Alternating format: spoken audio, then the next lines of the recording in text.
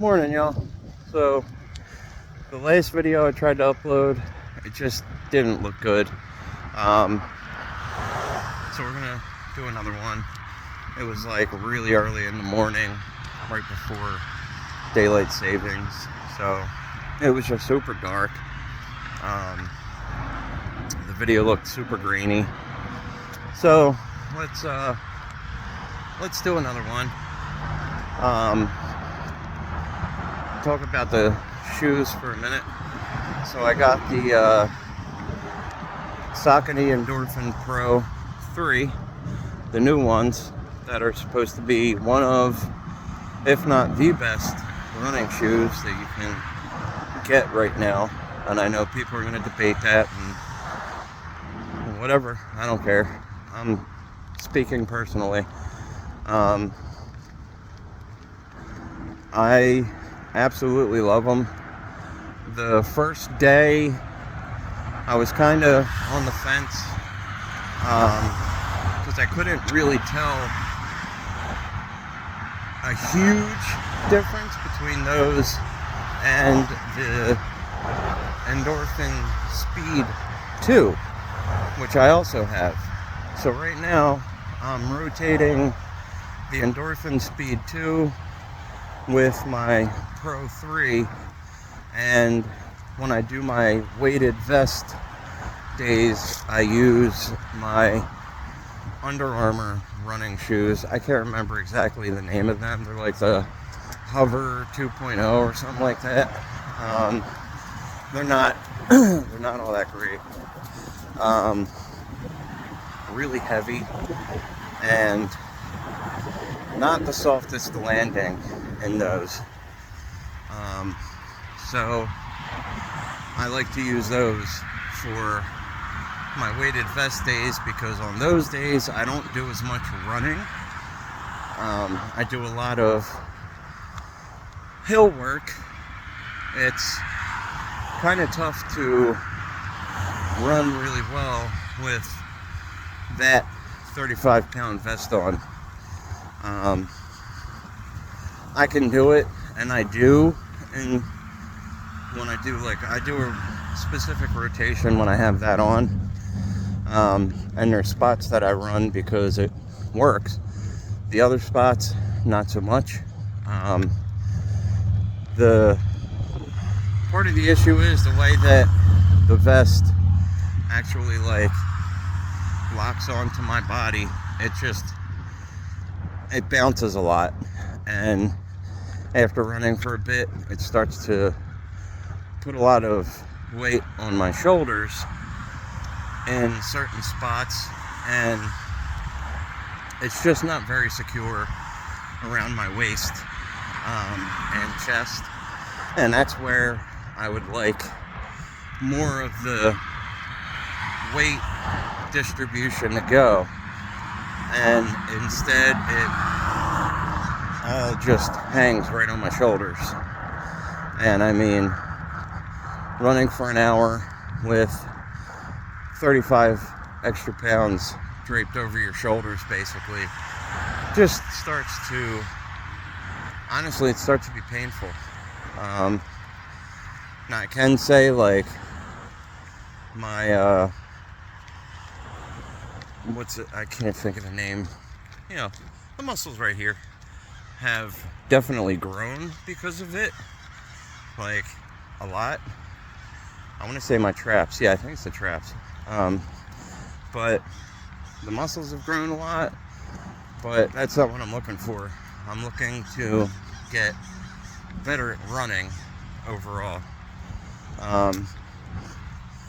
We're pulling, I don't want to say pulling back on the weights, but we're not doing as much weight training for the next little bit, because I've got big races that I'm training for right now. I don't have enough time to do my Garmin training this morning because it's an hour session, and I only had like 45 minutes before work.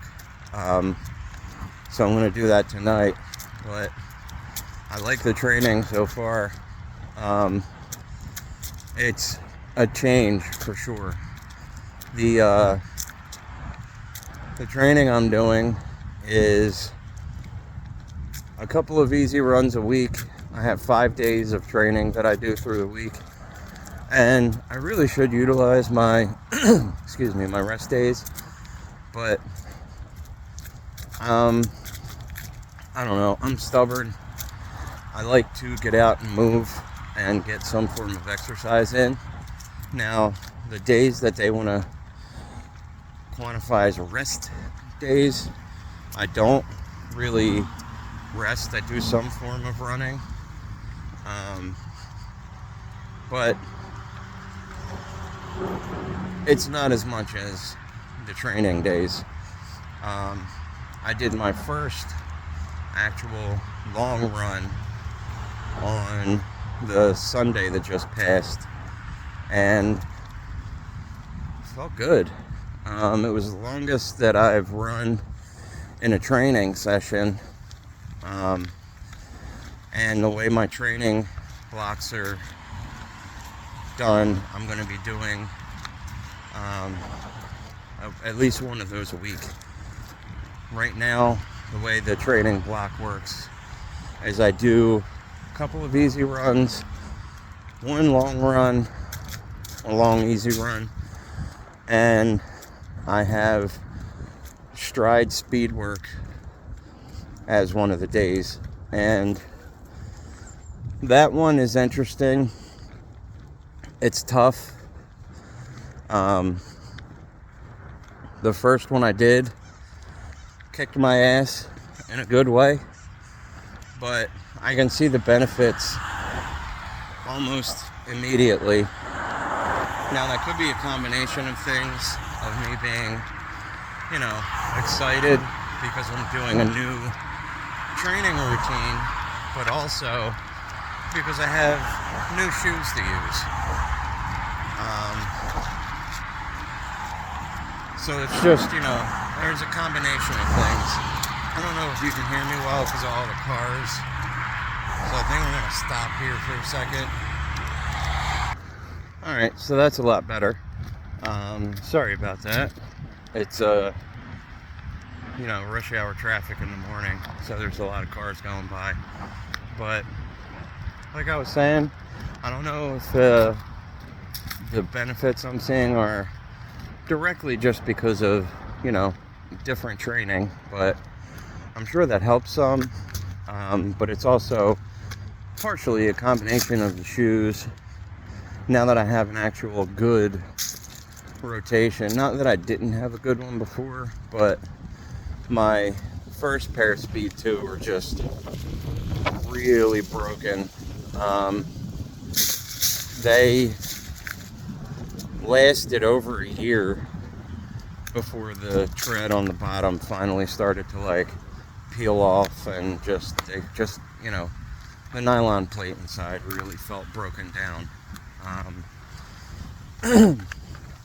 So now the rotation is the Speed 2, the Pro 3, and those Under Armour shoes that I have. I'll have to get the name so I can put it up, but I'm going to do a test to test the shoes out, like a spring test, to show what the difference between a non-plated shoe, a nylon plated shoe, and a carbon plated shoe are. And you'll see some of the benefits as to why people prefer these. I'm trying to not use them as much as I can because I really want to keep them for race day, and because they're not cheap. That's one of the issues I have with carbon plated shoes, is the price. Now I know that they need to pay for research and development, innovation, all of that stuff, but in my opinion, For shoes that you're going to run into the ground, literally, and that are going to break down, charging $200+ for them when you need to replace them after 300-400 miles is a little ridiculous. I even have issue with paying $150, but I would gladly pay $150 over $225 because that's how much these are. And when you're talking about the Nike versions of carbon plated shoes, you're talking about almost $300. And that's if you're lucky and you can find them for that cheap. Because typically when a new release comes out of those, they get bought up and resold way more than what they originally cost. Which, that's a whole other thing. It's like the PlayStation 5s. When they came out, people were buying those up and then flipping them for, $2,000. But that's a whole nother topic. The benefits are there. I can feel it, but I want to make them last as long as possible. And this is, I want to say, my third day running in them. And I didn't do anything crazy this morning. It was just a couple of miles to get some mileage in before I start the day. I'm also in a competition right now to clock in as many run miles as I can in the month of November to try and win some shoes, some Adidas running shoes. But I can say this much: my third day of training in these, the tread on the bottom still feels like the day I bought them. Like, they really grip the concrete. I don't like to run in grass much because half the time I run is in the morning and it's just covered in dew. And anyone that runs in the morning like that, when you're running through grass, your shoes just eventually are going to be soaked and your feet are going to be soaked, and it's a gross feeling. And if I can avoid that, why not, But on top of that, we got colder weather right now. We're getting into the winter months, so the way the Pro 3 are built, they are very, this is the most airflow I've seen in a shoe. Now, I can't say that I've had tons of experience with carbon plated shoes, but the way these are built, I can say I haven't seen any other carbon plated shoes that have this much airflow. It's a little crazy because when I look down at my shoes, I can see right through them, right through the mesh, and see my socks. When you're running, if a breeze blows, you can feel it right on your feet. So they're going to be a good pair of summertime racing shoes. That's the other thing. When I have them on, I feel faster. And I know that that's also partially mental, but I literally pick up the pace, because there's a couple of spots where I like to try and PR on Strava. I'm trying to play catch up to a couple of local people, because I have local legend status in a couple of spots, but I want to not just have local legend status. I want to snag a cup somewhere. And what that means is, it means that you have the fastest Strava time. So, chasing numbers, which is not a bad thing at all. It's helping me get better at running. And I can say without a doubt that compared to a year ago, I'm astronomically faster. Now, I don't want that to come off like I'm the fastest human on the planet, because that's far from true. For instance, Eliud Kipchoge, who is the fastest guy on the planet, can run a mile literally about twice as fast as I can.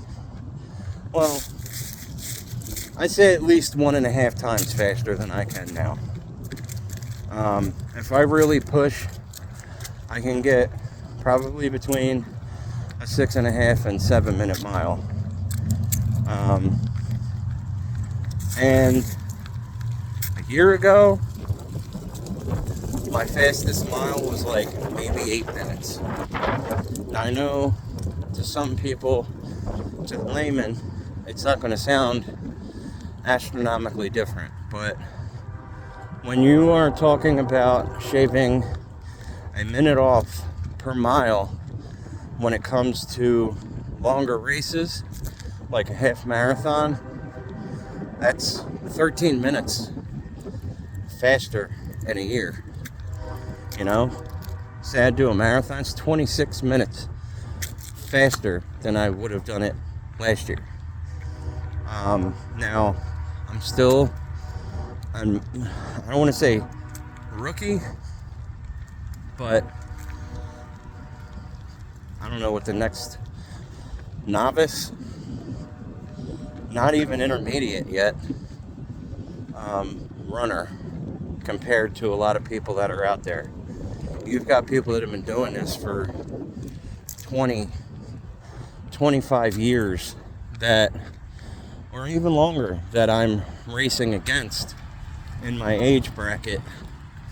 And you can see on the races, like, I'm honestly still in disbelief that I snagged a third place in one of the races for my age group and won in another.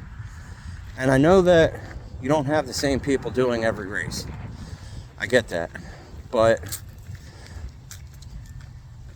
where I started and being able to say that I did that, it's a big accomplishment, man. I've said it before, and I hate bringing up my story, but 3 years ago, I was over 300 pounds. And I'm not going to let that go. Next year, it's going to be 4 years ago, and then 5. Maybe when I get to the point where I'm at a decade, I can let that go and no longer think about that. But the fact that I haven't even been running for 2 years, and I was so overweight, and that I'm able to do what I can now, the feeling is amazing. Like, just talking about it gets my adrenaline pumping. Makes me start moving faster. Because, again, 3 years ago, I was over 300 pounds.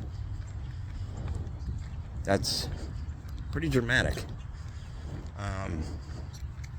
And the fact that I can even pull respectable times while running right now is huge. But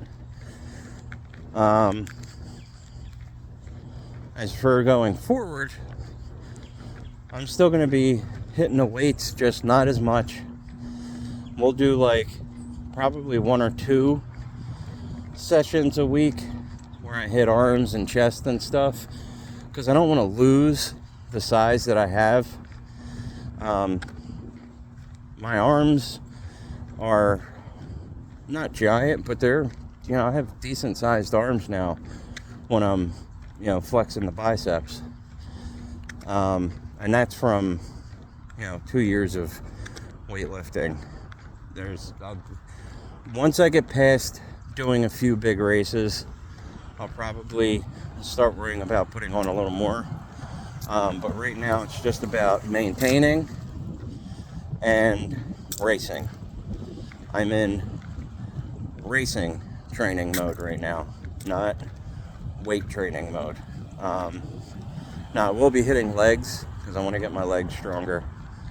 The stronger your legs are, the better you recover, the better you run. But right now I'm also doing a slight cut because I'd like to shave a few pounds off to help me get faster. And I know I don't want people to take what I'm saying there the wrong way. I'm not saying that, I wouldn't be able to get faster at the weight I am. I could, but I mean, inherently, if you're moving less weight from point A to point B, you're going to move it faster. That naturally is going to happen. But also on top of that, some of your world-class runners are not giant mass monsters, like some of your top runners are very thin, and I don't want to get like that thin, because some of them look, how do I say this? I don't want it to come out wrong, but it's like almost unhealthfully thin. And that's not what I want to do. But I do want to shave a little bit of body fat off while I'm training. And that's been very successful.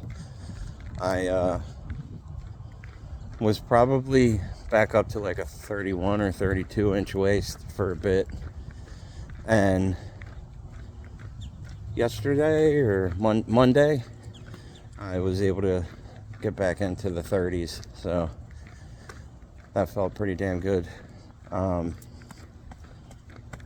Which means that what I'm doing is working, because I still have the energy to really push my training. Now that's also because I'm worrying more about getting carbs in.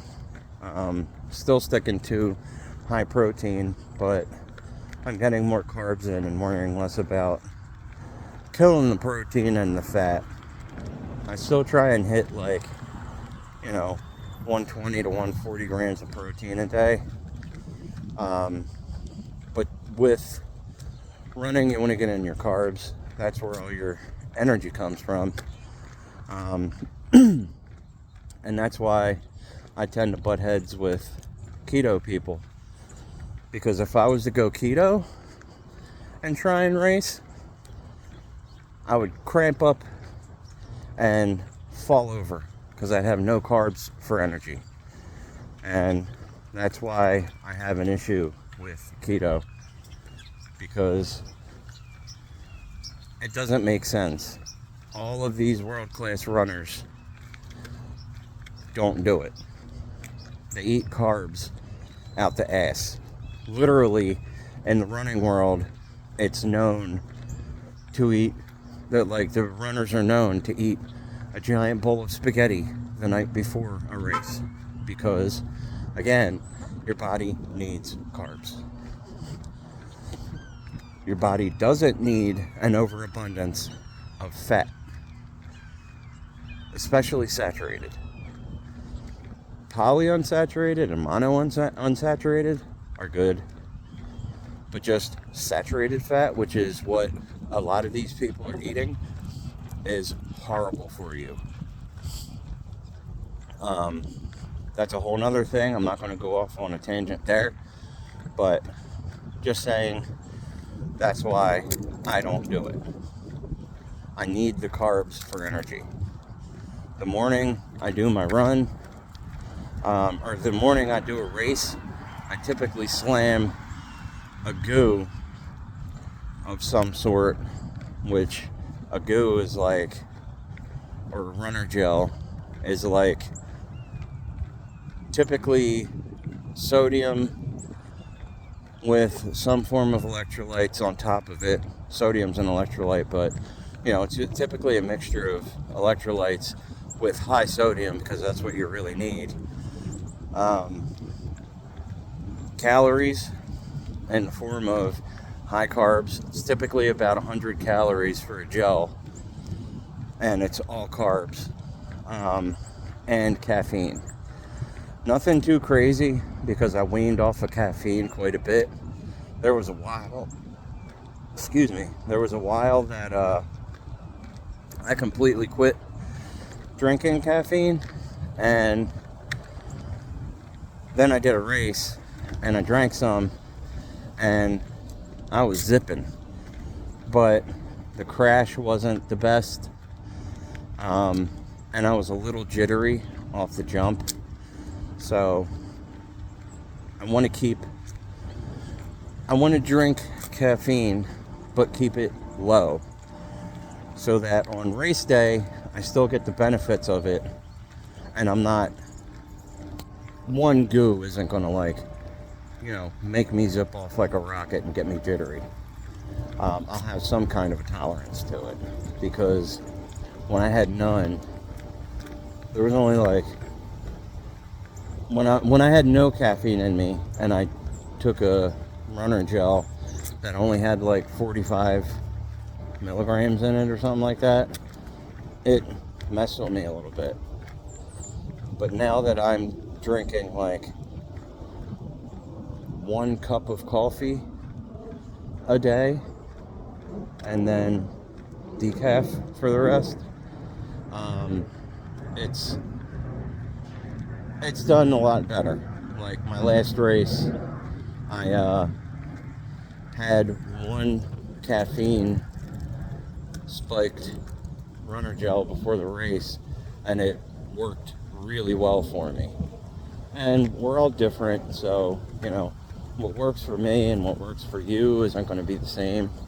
I highly suggest testing out your body and seeing what works for you before race day. And I got to get ready to wrap this up, because work calls, unfortunately. But that's just a little bit of a rundown on the shoes and what I'm doing. I'll definitely be putting up more videos. I wanted to put the last one up, but I would try and upload it and just was not happy with the way it looked. So we'll get this one up and start doing more.